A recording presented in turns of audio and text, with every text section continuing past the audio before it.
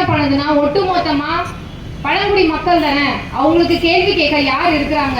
அவங்களும் கேள்வி கேட்க மாட்டாங்க, ஒதுங்கிதான் இருப்பாங்க. நாங்க தமிழக அரசு சொன்ன மாதிரி எல்லாருக்கும் பட்டா கொடுத்துட்டோம் அப்படின்ற அந்த ஒரு விளம்பரத்தோட நம்ம முடிச்சுக்கலாம், அந்த அந்த நிலையோடய முடிச்சுக்கிட்டு வந்துட்டு இருக்காங்க இந்த காஞ்சிபுரம் மாவட்ட நிர்வாகம். ஆனா பட்டாவை மட்டும் கொடுத்துட்டா பேப்பர்ல போய் வீடு கட்ட முடியாது, நம்ம நிலத்துலதான் வீடு கட்ட முடியும்.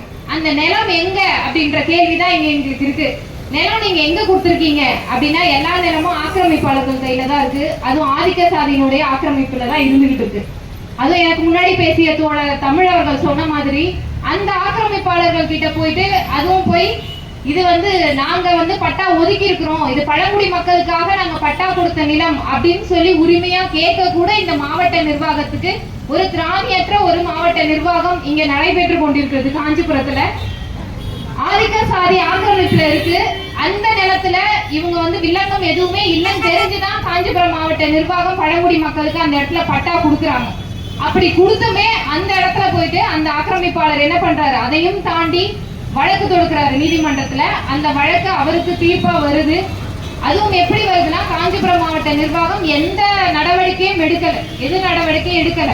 ஏன்னா இது நிர்வாகம், இது அரசனுடைய நிலம் அப்படின்ற அந்த ஒரு கோப்பு அங்க நீதிமன்றத்துக்கு போகவே இல்லை. அதனால யார் ஆக்கிரமிச்சாங்களோ அவங்களுக்கே அந்த நிலம் போய் சேருது.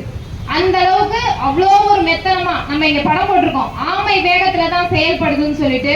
ஆமையை விட இன்னும் மோசமா வேற எதை நாங்க சொல்றதுன்னு தெரியல எங்களுக்கு. ஏன்னா அது ஊருது, நம்மள மாதிரி நடந்து கூட போல, ரொம்ப ஊருது, நத்தை ஆமை இந்த மாதிரிதான் நம்ம சொல்லிட்டு இருக்க முடியுது.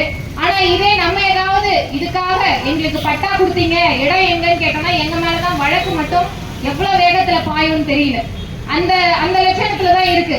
அதுவும் மாவட்ட நிர்வாகம் நேரடியா செயல்பட மாட்டேங்குது காவல்துறை மூலமா.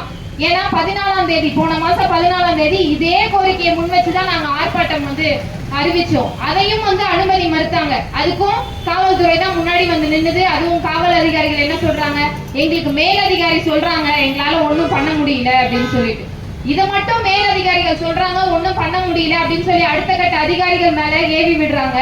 ஆனா தன்னுடைய வேலையை தான் செய்யணும்ன்ற அந்த நினைப்பே இல்லாம மாவட்ட நிர்வாகம் இருக்குது. கலெக்டர் என்ன பண்றாங்கன்னு தெரியல, டிஆர்ஓ என்ன பண்றாங்கன்னு தெரியல.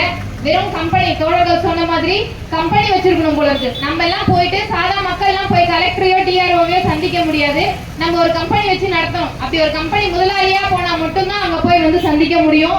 நம்மளுடைய கோரிக்கைகளை முன் வச்சு எதுவுமே பண்ண முடியாது. அந்த மாதிரியான ஒரு கேடுகெட்ட அவல நிலையில தான் இந்த மாவட்ட நிர்வாகம் இருந்துகிட்டு இருக்கு.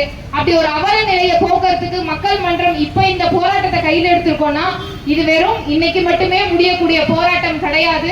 எங்களுடைய போராட்டம், எங்களுடைய கோரிக்கை நிறைவேறும் வரை நாங்க தொடர்ந்து போராடுவோம். எங்களுடைய போராட்டம் என்னைக்குமே ஓயாது. மக்கள் மன்றத்தை பத்தி காஞ்சிபுரம் மக்களுக்கு, பொதுமக்களுக்கு எல்லாருக்குமே தெரியும். இவங்க ஒரு விஷயத்தை கையில் எடுத்துட்டாங்கன்னா நிச்சயமா அதுல வெற்றி கிடைக்கிற வரை விட மாட்டாங்க அப்படின்னு சொல்லிட்டு அந்த விஷயத்தை நான் இப்போ நினைவுபடுத்துறேன். ஏன்னா இந்த போராட்டம் இவங்க ஏதோ ஆர்ப்பாட்டம் பண்றாங்க, இதோட முடிச்சுப்பாங்க, ஒரு 2 தடவை பண்ணுவாங்க, ஏதோ பெட்டிஷன் கொடுக்கறாங்க, அதை வாங்கி வச்சு எப்போதும் போல.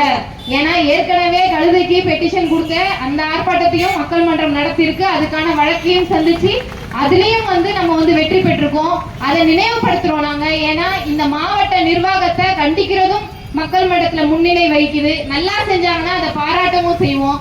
ஆனா இன்னைக்கு இந்த அவல நிலையில இருக்கிற இந்த மாவட்ட நிர்வாகம், இந்த கலெக்டர் இந்த மக்களுக்கு தேவையில்லை, இந்த டிஆர்ஓவும் தேவையில்லை. வேலையே செய்யாத அதிகாரிகள் அந்த சீட்ல உட்கார்ந்து என்ன பண்றது? நாங்க செலுத்துற அந்த வரி பணத்துலதான் சம்பளம் வாங்கிட்டு இருக்கிறீங்க. அந்த வரி பணம் வேண்டாம் உங்களுக்கு. தயவு செய்து நீங்களா ரிசைன் பண்ணிட்டு போயிடுங்க வேற ஏதாவது வேலைக்கு. இதை தயவு செய்து வேண்டாம், இந்த வேலையே உங்களுக்கு வேண்டாம். வேலை செய்யாம சோர்த்திங்கிற பொழப்பு ஒரு பொழப்பான்னு எனக்கு தெரியல. நம்ம உழைச்சி சாப்பிடணும். உழைக்கும் வர்க்கத்தை சார்ந்தவர்கள். இந்த மக்களுக்கு பட்டா கிடைக்கல, இந்த மக்களுக்கு இடம் கொடுக்கல. பட்டா கொடுத்துட்டீங்க, பேப்பரை கொடுத்துட்டீங்க, ஆனா நிலத்தை எப்ப காட்ட போறீங்கன்னு இதை நீங்க கண்டிப்பா சொல்லி ஆகணும். இல்ல அடுத்த கட்ட போராட்டங்கள் நிச்சயமா தொடரும்.